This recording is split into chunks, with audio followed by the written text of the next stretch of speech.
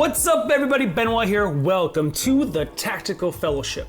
The purpose of today's video is to walk you through the build details of my Stoeger M3000 Heavy competition, which, truth be told, by its looks alone, you can tell is more ox than elk, but that has not stopped more than a handful of you from asking how to get this done. Before we get to that though, how about you go ahead and stick your thumb up YouTube's anti-gun loving hole by liking and subscribing, and you need to go check out the kit page, link above and below. It is where I do all the work for you, such as reaching out to vendors to secure custom discounts exclusively for viewers of Tactical Fellowship, and so much more. Did you know every time an affiliate link is used, a Tactical Fellowship bullet gets its wings? It's true. In all seriousness though guys, the affiliate links helps keep this channel afloat at no extra cost to you. So check out the kit page and to Taco Bet! There's a couple of solutions that you are seeking when it comes to Stoeger semi-automatic shotguns. I have those solutions for you. This build started out its life as a Stoeger M3K. Basically for me that means that it came stock with an oversized bolt and paddle. I knew right off the rip that I wanted to shoot this open division, and so that's what I pursued. So let's go through these build details from tip to butt. Starting at the tip is actually a handful of products from MOA Precision.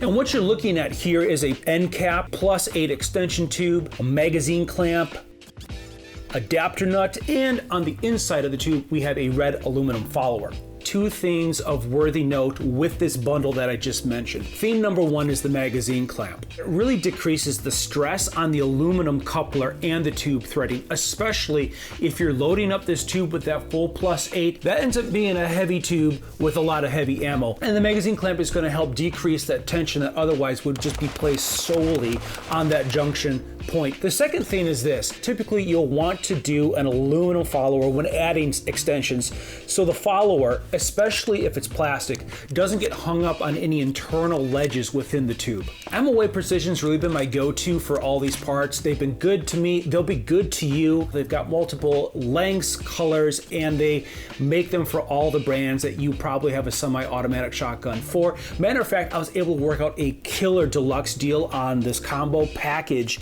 that I just mentioned to you. Be sure to check out my kit page for details on that. And lastly, the custom Cerakote job on the tube is by Blown Deadline. It's their black multicam. Moving on from the extension tube, bringing our eyes up to the barrel, I have a Briley choke. It's their mobile choke Spectrum black oxide. I really like it, but I already kind of broke it. Not the choke still works great, but there should be a metal colored ID band, and after a couple dozen shots, the metal ID band that should say IC for improved cylinders sometime flew off, and I was never able to find it. So I've got an email out to Briley customer service to try to rectify what happened there, but I'm a big fan of having a visual ID, and this really helps me know what choke I have in the gun. Moving back from the barrel to really kind of the signature look for this gun is also Briley's 12-inch foregrip.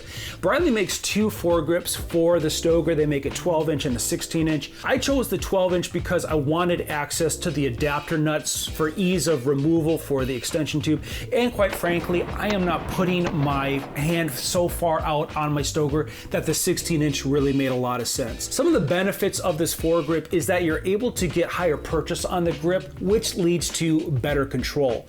It also is an improved heat shield over the barrel. I am though mindful of the rib though on the top that is still exposed even with this massive foregrip, and that is one of the reasons why I typically wear a glove when I'm rocking competition where I blow through 12. That rib gets hot. The foregrip is spray painted in a Rust-Oleum Army Green. Also, obviously, this foregrip unlocks all the M-LOK options, so anything that's M-LOK can now go on your foregrip. Speaking of that, even on the side at rail scale, mini dot 3 panel covers.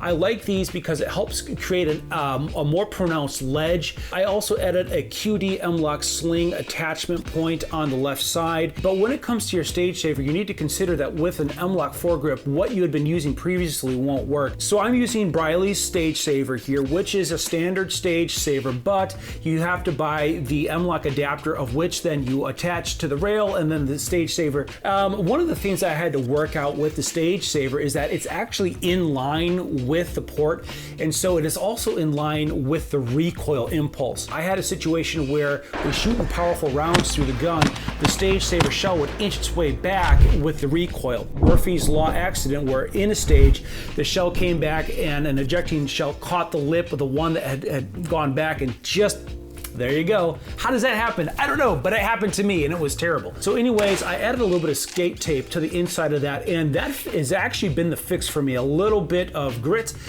keeps the shell from moving back, and so that's the win that I needed, and so that's another little pro tip for you. Just back of the foregrip, we're now gonna move into the Optic mount, and it is by Scalarworks. It's their Sync 1.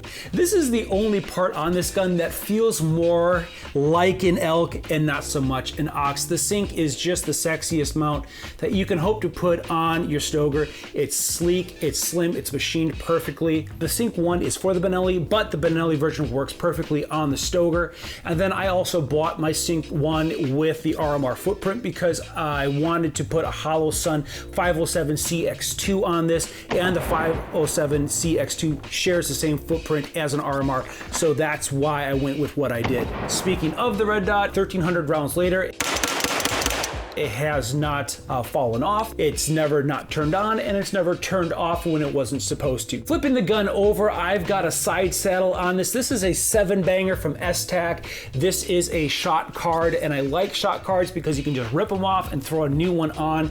So the thing with the 7-banger is that the receiver length of the Stoeger is massive, and you can fit the 7 card on there. So I say, why not go big, go home, get the full 7-banger, and throw that on the side. We're in the home stretch of this gun, so we're gonna slide it right back to the buttstock, which is absolutely stock. It is the stockest stock Stoeger stock that you could have, but for the fact that I wanted to up its game, so I gave it a stipple job based off of Terran Tactical. This is what they kind of do to their Benellis. I just kind of eyeballed the pattern that they do, and I just did a dot stipple. That's it, just with a basic soldering out.